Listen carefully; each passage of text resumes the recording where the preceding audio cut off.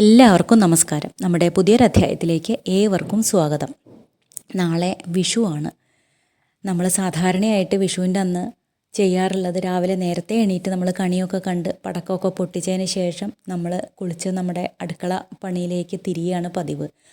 നമ്മൾ പക്ഷേ ഈ കാര്യങ്ങളൊക്കെ ചെയ്തതിന് ശേഷം കണി കണ്ടതിന് ശേഷം നമ്മൾ അമ്പലത്തിൽ പോയി തൊഴുക. കുളിച്ച് ശുദ്ധമായിട്ട് അമ്പലത്തിൽ പോയി തൊഴുക, ഭഗവാനെ പ്രാർത്ഥിക്കുക, ഭഗവാനെ കണ്ട് പ്രാർത്ഥിക്കുക. നമുക്ക് വരാനിരിക്കുന്ന ഒരു വർഷം ഏറ്റവും ഭംഗിയുള്ളതാക്കി തരാൻ, ഏറ്റവും സമ്പൽ സമൃദ്ധവും ഐശ്വര്യപൂർണവും ആരോഗ്യപൂർണവുമായിട്ടുള്ള ഒരു വർഷമാക്കി മാറ്റിത്തരാൻ ഭഗവാനോട് പ്രാർത്ഥിക്കുക. അവിടുന്ന് കിട്ടുന്ന തീർത്ഥമൊക്കെ സേവിച്ചതിന് ശേഷം വീട്ടിൽ വന്നിട്ട് ബാക്കി കാര്യങ്ങളൊക്കെ ചെയ്യുക. ഇങ്ങനെയൊന്ന് ചെയ്തു നോക്കൂ. എല്ലാവിധ ഐശ്വര്യങ്ങളും നമ്മുടെ കുടുംബത്തിനുണ്ടാവും. നമ്മളെയും നമ്മുടെ കുട്ടികളെയും കുടുംബത്തെ എല്ലാവരെയും കാത്തുരക്ഷിക്കാൻ ഭഗവാനോട് പ്രാർത്ഥിച്ച് വന്നു നോക്കൂ. നമുക്കുണ്ടാവുന്ന ഒരു മനസ്സമാധാനം വളരെ വലുതാണ്, അല്ലേ? അപ്പോൾ തീർച്ചയായിട്ടും നമ്മൾ ഓരോരുത്തരും ആഗ്രഹിക്കുന്നത് അത് തന്നെയാണ്. അപ്പോൾ അതിനുവേണ്ടി ഭഗവാന്റെ അനുഗ്രഹത്തിന് വേണ്ടിയിട്ട് അമ്പലങ്ങൾ അടുത്തുണ്ട് എന്നുണ്ടെങ്കിൽ എന്തായാലും പോയി തൊഴുക. നമ്മൾ ബാക്കിയുള്ള കാര്യങ്ങൾ, ഭഗവാന്റെ അനുഗ്രഹം നമുക്ക് ആദ്യം വേണം. ബാക്കിയെല്ലാം നമുക്ക് ഉണ്ടാക്കാൻ സാധിക്കുന്ന കാര്യങ്ങളാണ്, അല്ലേ? ഈ അനുഗ്രഹം നമ്മുടെ കൂടെ തന്നെ ഉണ്ടാവാൻ നമ്മൾ ഇതുപോലെയുള്ള നമ്മൾ കാലങ്ങളായിട്ട് ചെയ്തു പോരുന്ന കാര്യങ്ങളൊക്കെ മുടക്കം കൂടാണ്ട് നമ്മൾ ചെയ്തുകൊണ്ടിരിക്കുക. അപ്പോൾ എല്ലാ തരത്തിലുള്ള അനുഗ്രഹങ്ങളും നമുക്ക് ഉണ്ടാവാൻ വേണ്ടി ഭഗവാനെ അകമഴിഞ്ഞ് പ്രാർത്ഥിക്കുക.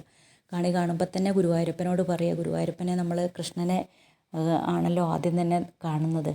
അപ്പോൾ ഭഗവാനോട് അപ്പം തന്നെ പ്രാർത്ഥിക്കുക. നമുക്കിനിയുള്ള ഈ ഒരു കാലം ഏറ്റവും നല്ലതാക്കി തരാൻ വേണ്ടി ഭഗവാനോട് കുറച്ച് നേരം കണ്ണടച്ചിരുന്ന് പ്രാർത്ഥിക്കുക, ഏറ്റവും നല്ലതാക്കി തരാൻ വേണ്ടിയിട്ട്. നമുക്കുണ്ടാവുന്ന ഈ ഒരു സമയത്ത് ആർക്കെങ്കിലുമൊക്കെ ബുദ്ധിമുട്ടുകളൊക്കെ ഉണ്ടെങ്കിൽ അതൊക്കെ മാറ്റിത്തരാൻ വേണ്ടിയിട്ട് ഭഗവാനോട് മനസ്സൊരുക്കി പ്രാർത്ഥിച്ചോളൂ. എല്ലാ പ്രാർത്ഥനകളും ഭഗവാൻ കേൾക്കും. നമ്മൾ ചെയ്യുന്ന ഓരോ നല്ല കാര്യങ്ങളുടെയും ഫലം എന്നുള്ളത് നമ്മുടെ പിന്തുടർന്ന് വരുന്ന നമ്മുടെ കുടുംബത്തിലെ ബാക്കിയുള്ള ആളുകൾക്കും കൂടിയിട്ടാണ്, നമ്മുടെ കുട്ടികൾക്കാണ്, അല്ലേ? അപ്പോൾ നമ്മൾ നല്ല കാര്യങ്ങൾ ചെയ്താൽ അതിൻ്റെ തീർച്ചയായിട്ടും നമ്മുടെ സന്തതി പരമ്പരകൾക്ക് അതിൻ്റെ ഗുണം കിട്ടിക്കോളും.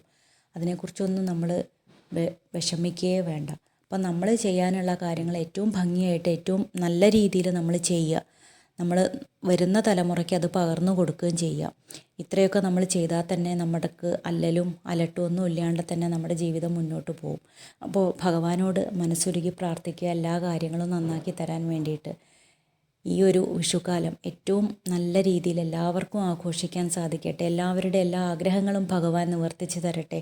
ഏറ്റവും നല്ലൊരു വിഷു എല്ലാവർക്കും ഉണ്ടാവാൻ വേണ്ടിയിട്ട് ഭഗവാന്റെ അനുഗ്രഹം എല്ലാവരിലും എത്തട്ടെ എന്ന് ആത്മാർത്ഥമായിട്ട് പ്രാർത്ഥിച്ചുകൊണ്ട് എല്ലാവർക്കും വിഷു ആശംസകൾ നേർന്നുകൊണ്ട് മറ്റൊരു വിഷയവുമായി വീണ്ടും കാണാം. നന്ദി, നമസ്കാരം.